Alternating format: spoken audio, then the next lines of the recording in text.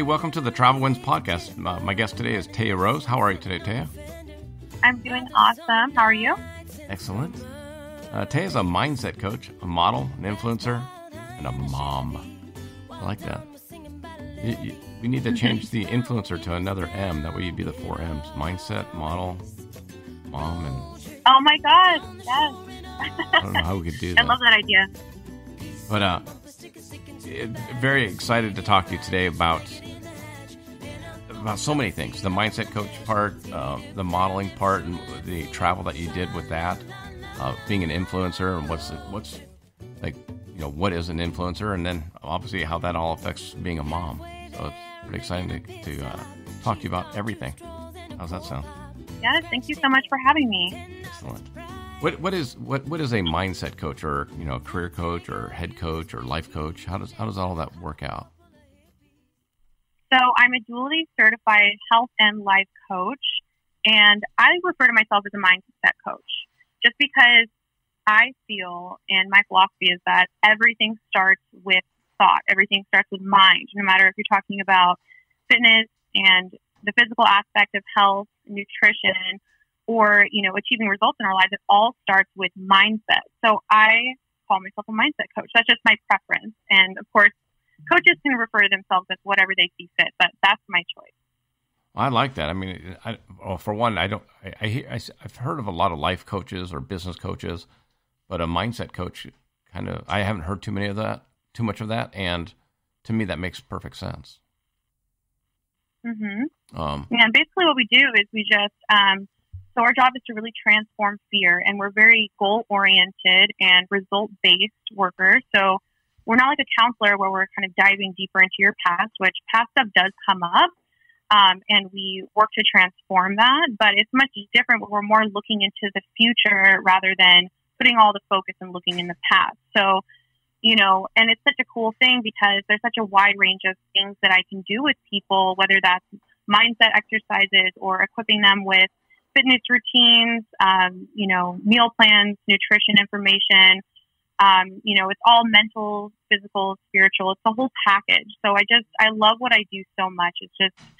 It's an amazing thing. And, you know, it's interesting because, you know, as a business traveler for myself and then all the people I've interviewed, the mindset is difficult when you're on the road for staying in shape, for fitness and for nutrition, because it's really easy to stop at McDonald's and just get something quick, or forget to work out, or forget to do what you know, the things you might do when you're at home. So completely. I think your mindset coaching would be really beneficial to business travelers. Oh, for sure. And with clients, you know, aside from, you know, the knowledge that you have to offer and the exercises and the tools that you equip your clients with, you know, a lot of people get coaches because they love having someone to hold them accountable and give them the right support. So when you know that you have somebody to check in with every week, and you just got off this awesome, energizing phone call with your coach, and you go into a business trip, for example, it's just going to be so much more motivating knowing that you have somebody to answer to at the end of the week too. And then just having all that fresh inspiration and motivation in your mind, because also the coach's job is to reignite, you know, that passion and that drive to make positive choices. So, you know, that's another reason why people love mindset coaches so much. So totally agree with you on all that. How is with your experience of being a model and an influencer?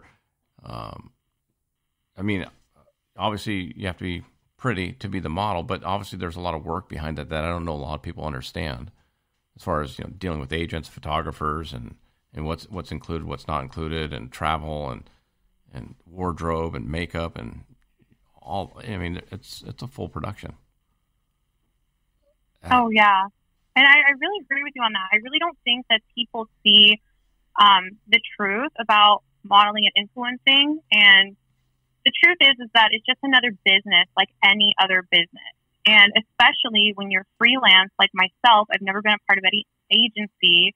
And, you know, you're closing deals, you're negotiating, you're making business moves. You are your brand. So you're fine tuning your image and what kind of content you're putting out.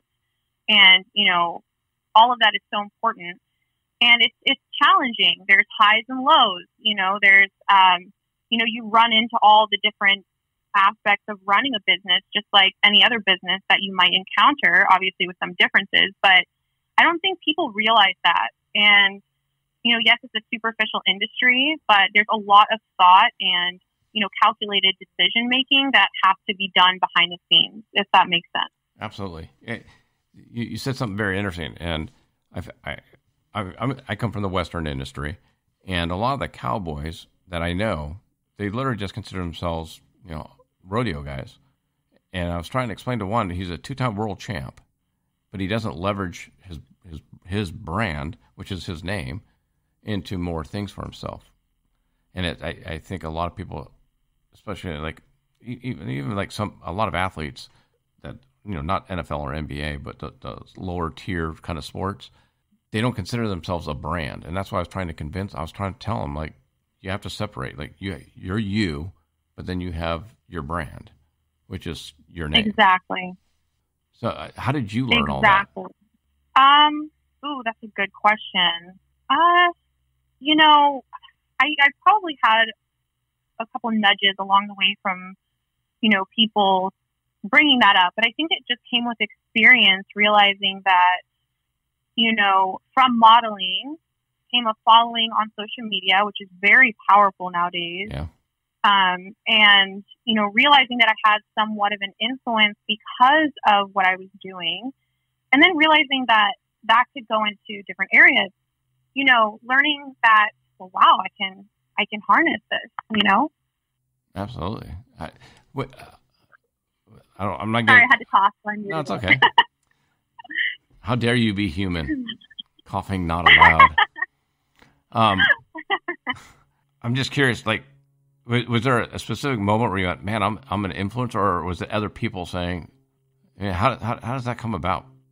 I think it naturally just came to me just because I started, so when brands start reaching out to you, okay, and people start referring to you as your brand, you kind of, like, a light bulb goes off and you go, oh, wait a second, and just realizing that, you are a brand, even outside of modeling, there's so many other opportunities that can come from really leaning into the fact that I am a brand now, and negotiating with different brands and different collaborations and sponsorships and stuff like that. It just kind of came naturally. You just start to have this realization as the offers come in and as, you hear people refer to you as a brand. Mm-hmm. I think it just kind of dawned on me along the way.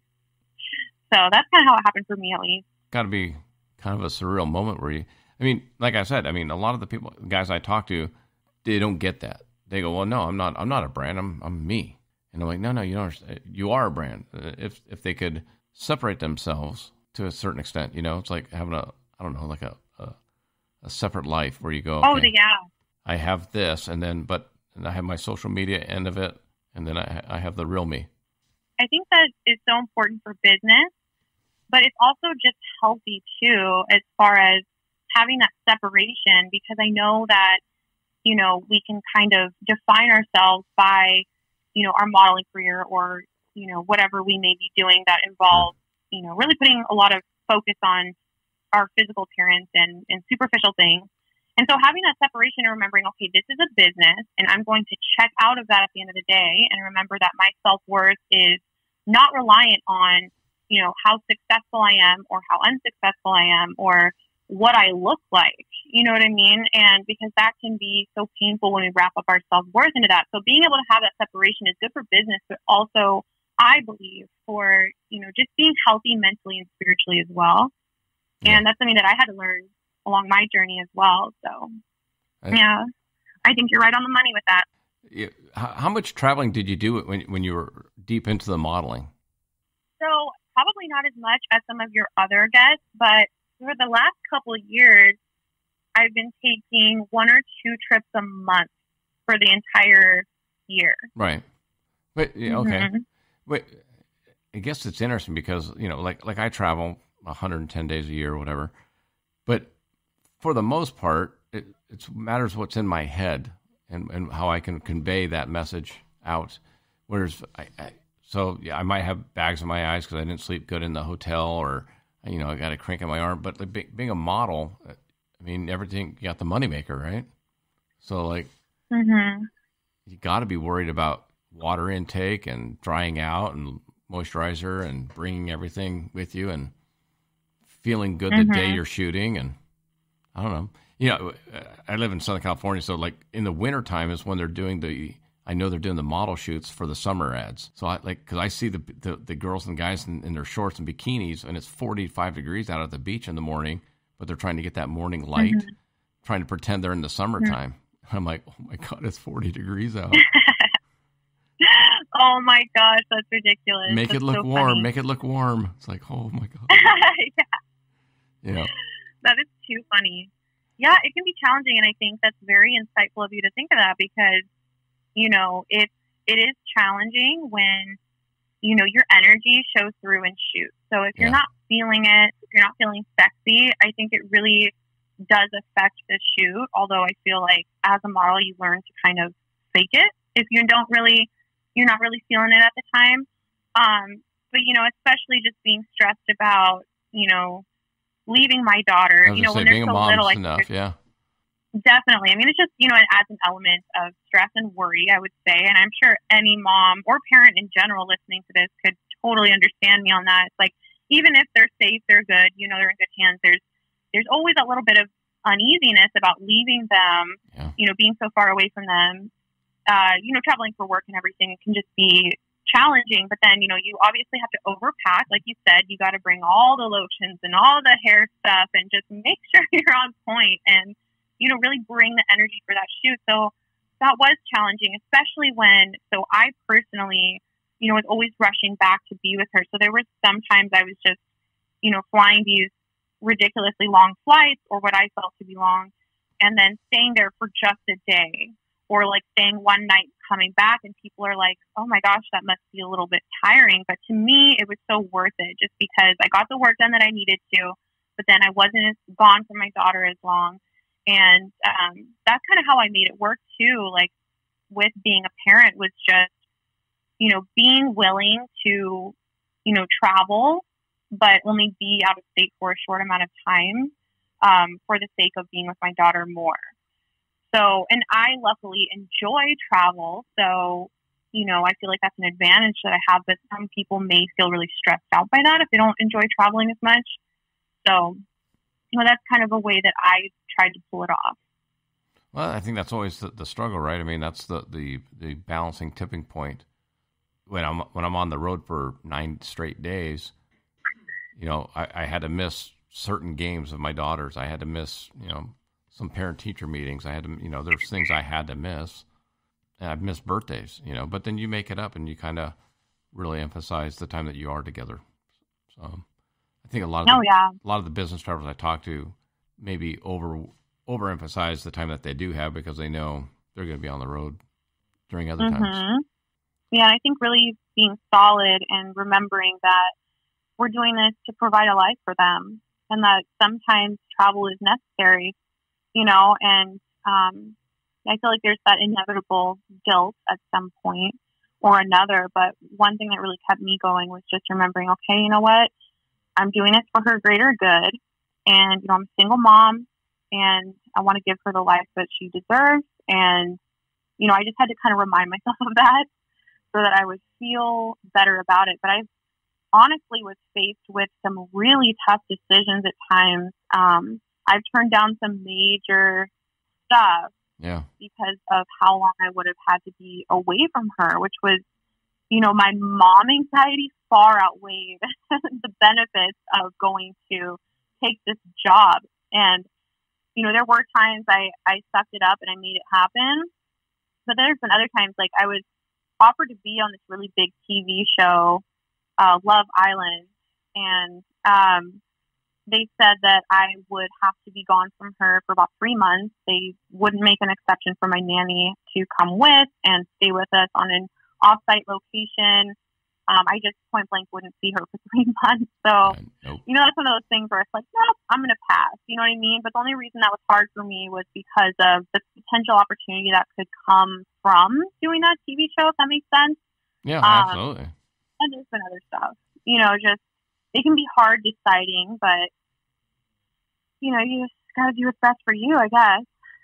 Well, and everyone's got their own own situation. You know, you being a single mom might be different than you know a couple having a child and one being able to be on the road more with, you know, knowing that the other one's home. So I mean, every situation is different.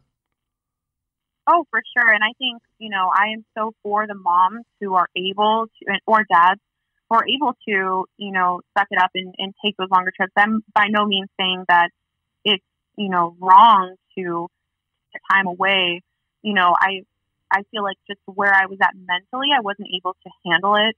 But one could argue that it would definitely be for her greatest good to take bigger opportunities and just suck it up for that time being.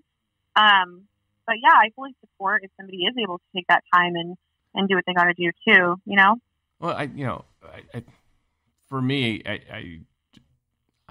this is just my opinion, is the 3 months you spent with your daughter is more important than what you might have gotten out of a TV show that may or may not have even been on the air.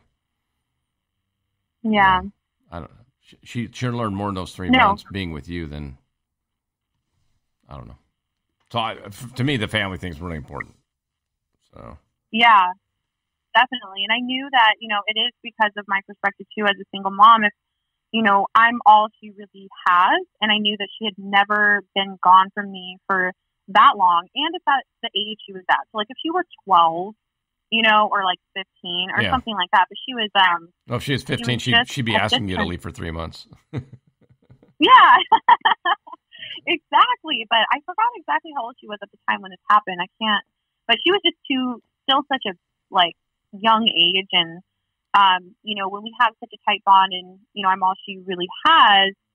That's a different story versus, like you said, if somebody has that, you know, other parent to keep them calm and feeling secure, then that's a totally different story. You know what I mean? So I agree with that.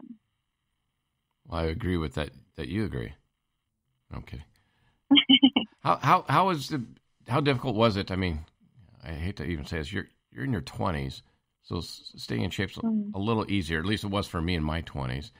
You know, but when you were out traveling for, whether it's influencing, modeling, any of the work you did, how much thought did you put into, you know, fitness and staying in shape? Because you're also a vegan, right?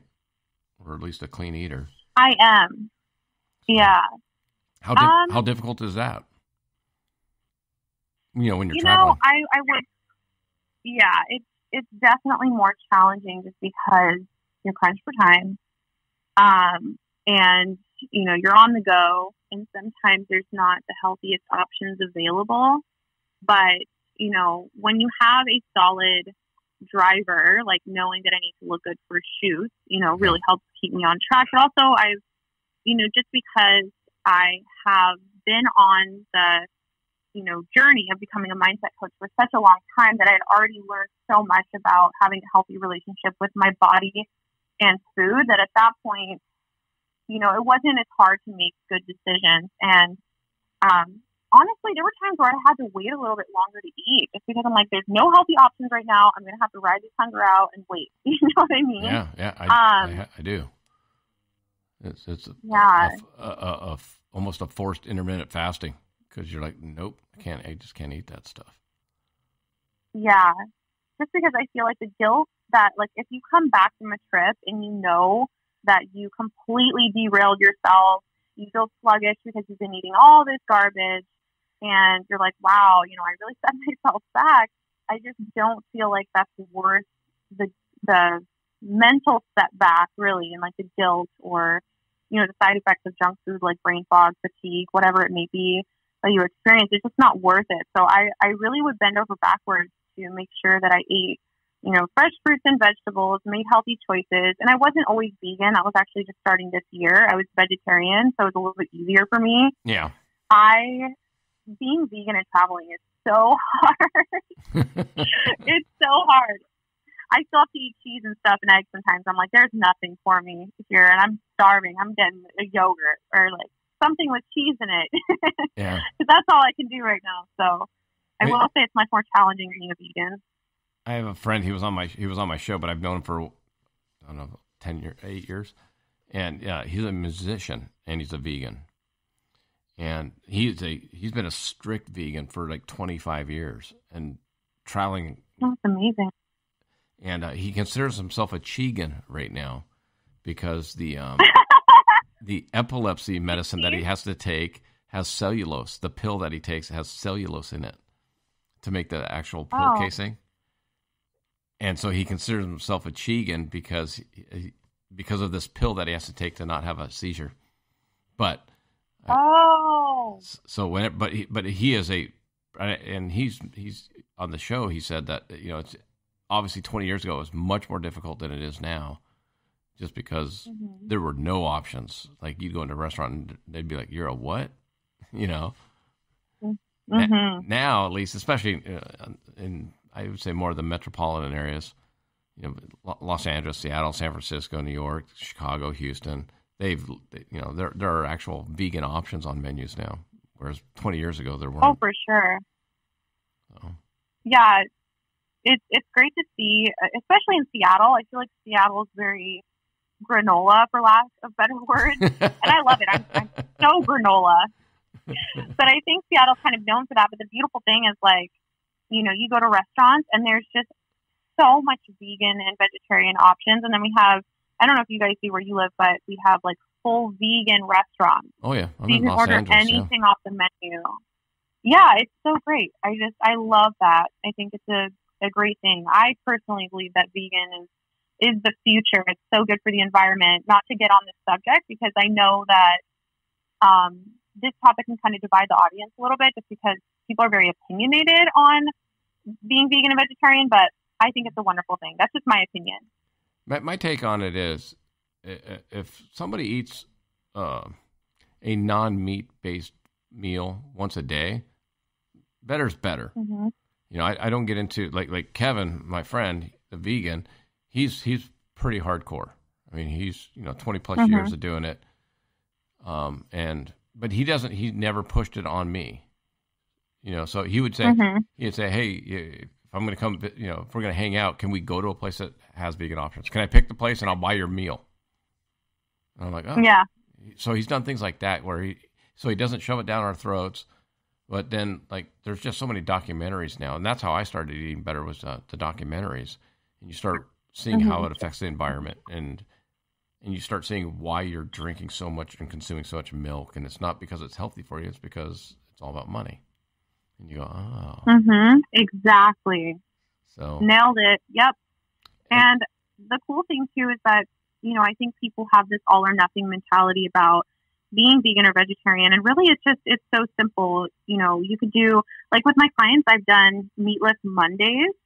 Yeah, so, exactly. Like you can do meatless Mondays. If the entire U.S. did not eat meat or cheese for just one day a week, it would be the equivalent of not driving 91 billion miles or taking 7.6 million cars off the road. So it's like, that one day is so impactful. And it's like, we don't have to think we have to go from being the biggest carnivore to, being full-fledged vegan for the rest of our lives. I mean, even just cutting out meat one day a week is so powerful in helping the planet and our bodies. So I try to get people to see that as well. It doesn't have to be all or nothing, Well, that's where I go back to better's better. So if I ate, 20 meals in a month that had meat, and now I only eat 10, well, I'm better. I'm not perfect, but I'm better. Better's better. And it's interesting. Like one of the things I've always said, I had a young guy that he does what I do, but he's 26, same age as my daughter, which is bizarre. But he was asking me about why I started eating better, and I started talking about it. And his dad had a heart issue about 6 months later, and the doctor told his dad, which ended up telling him the exact same thing I was talking about. And I go, when you have heart issues, they don't go, hey, eat more meat, it'll clear you up. Like they told him to go fruits, vegetables, maybe if any, one meal a day with meat in it. The rest, no meat. More vegetables, more fruits. And so, if a doctor is telling you that to get to get you over the hump of your heart issues, then why wouldn't you just do that on a regular basis now? before you get exactly. the hard issues. So, but I don't shove it down anyone's throat. You do what you want to do, and I'll do what I want to do. But yeah, it's kind of like I'm so for that. Yeah, it's like you being an influencer, right? I mean, you get to influence how you want to influence your followers, your crowd. And if that's maybe eating better and giving them a little different option of how to eat cleaner or exercise, then that's a good influence. So. Yeah, and I think that's so important. You could compare my following with followings that are much larger than mine, and in the greater scheme of things, mine isn't like just gigantic or anything. But you know what? Like, I will take whatever platform I have to have a positive impact. So I, include little nuggets of, mindset help or nutrition information, or, I'll gently offer some ideas about going vegan or vegetarian. But I'm definitely like you, or like that guy you were talking about who, he's not pushy about it. I definitely keep quiet about it just because, if people don't want to receive the information, they're not necessarily going to receive it if you try to shove it down their throat, right? And I feel, in fact, if you try to force it on people, their wall will go up even more. So if people come to me and they say, hey, you're vegan, you're vegetarian, tell me more. Why are you vegan? Why are you vegetarian? Start asking me questions. I will elaborate. But other than that, I'm totally the same way where, like, I will just quietly, at a gathering, like, grab my vegan food and go sit down and eat. And I'm not going to be barking at people, hey, that steak you're eating is so bad for your health. That's so not me. And on my social media, of course, I want to use whatever platform I have, as we all should, to positively influence people. So I will include like small little, bits of information in there that I feel are important. So definitely incorporate that back into your mindset coaching as well.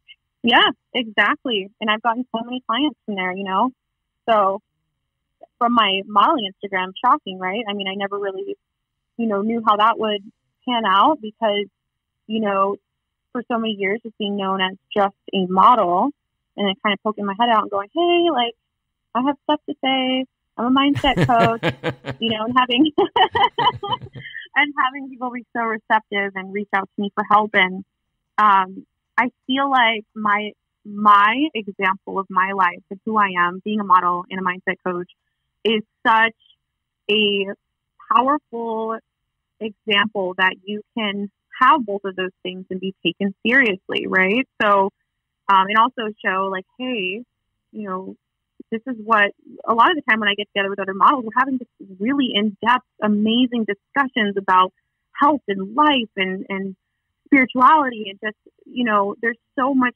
depth in these people. And I think that, people look at models and they automatically assume that there's nothing in there.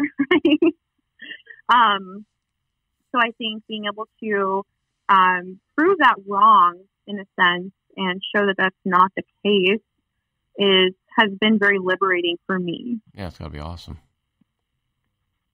Yeah. Well, and you're putting positive vibes out in the world. I think that's always,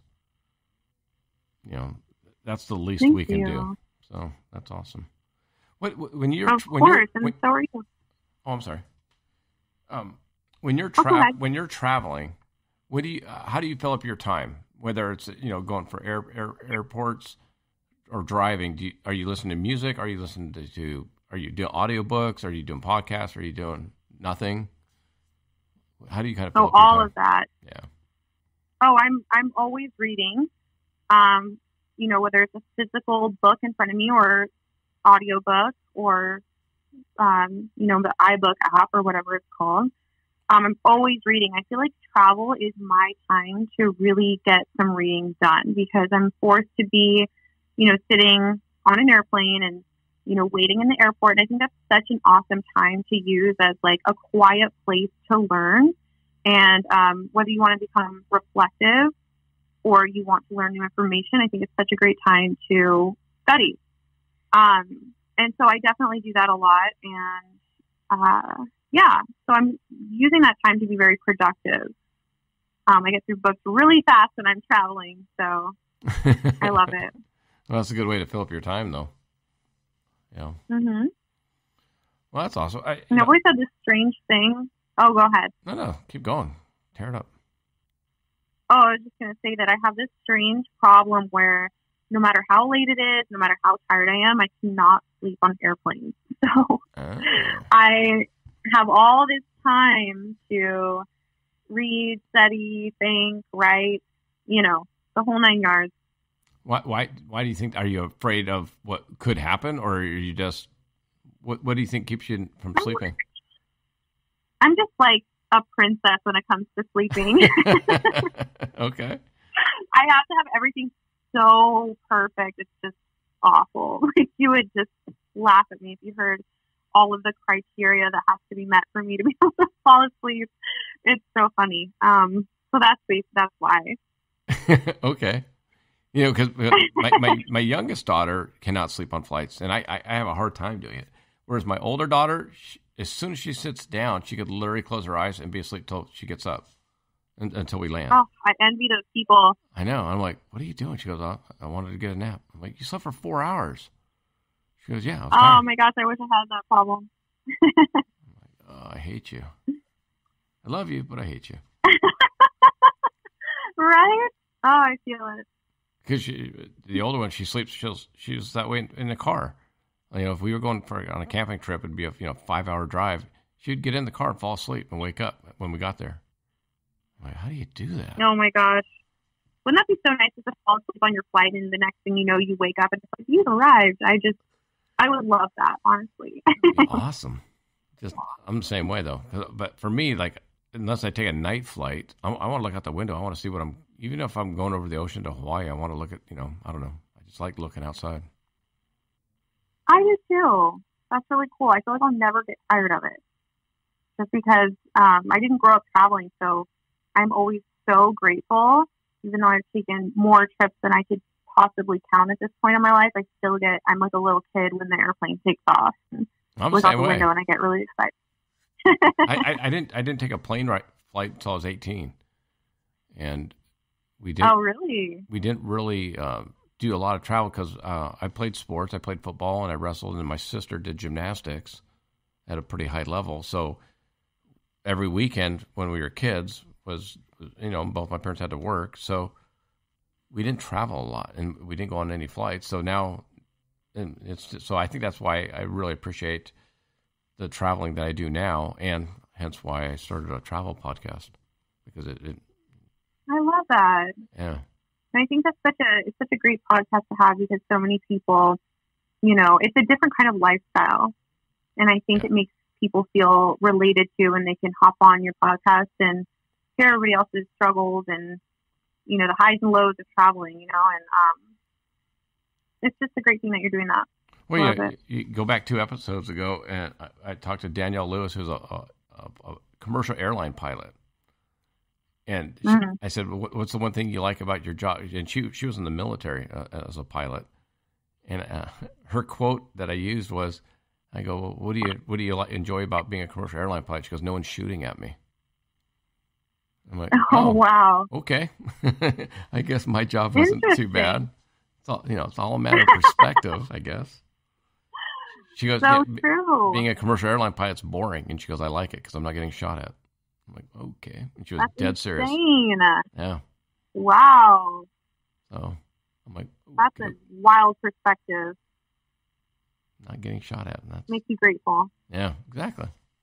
Well, I don't want to eat up too much more of your time, but what's the best way for my listeners to follow you, see what you got going on, that type of thing? So you can go to my Instagram, which is Taya Rose. My name is spelled Taya, and then Rose, like a flower. And I have my mindset coaching website, which is tayarosemindset.com. And then my email is tayarosemail@gmail.com. Or should I include my email? Sorry, I'm not sure. What should I include for my contact?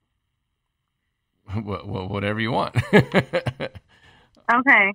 What do people usually do? Just their website and social media, Instagram? Yeah, whether it's Twitter or YouTube or LinkedIn. Okay. Yeah. All right. Well, people can. Oh, go ahead. Sorry. Oh no. And what I always do on my website is I'll always put your contacts. So if they go to my website, Okay, perfect. they can hit the links and go directly to your Instagram page or directly to your website. Perfect. Yeah. Always try and link it in and make it as simple as possible for people to follow my guest. Makes it easy. There you go. That'd be great. Well, thank you so much for having me. Absolutely. I totally appreciate it. I can't wait to talk to you in about 5 years. Because Why is that? Because right now I think you're at the beginning of your precipice of the mindset coaching, the podcast, and really switching over from modeling and influencing into a different career. And I think, with your daughter being at the age when she becomes 10, 11, 12, and you can travel a little bit more, you can do a little bit more. And who knows if you get into a relationship at the time, I think that'll change everything. I think it's going to be awesome to see you go through some really cool changes over the next couple of years. Thank you so much. Yeah. I'm excited to see where it takes me to, and I'm really excited about these new endeavors. So thank you. So maybe we'll do a follow-up after something momentous happens in your life. Yes, I love it. And then maybe you can be on my podcast one day. Yeah, that'd be awesome. Oh, and if people want to listen to my podcast, it's the Taya Rose podcast. Yeah, no, definitely. Easy to look up. Definitely put links out for the Taya Rose podcast. So I appreciate it, and like I said, I hopefully we can stay in touch, and I will talk to you soon. I hope. Yeah, of course. I will be talking to you soon. Okay, thanks, Taya. Thank you so much. Okay, bye-bye. Bye.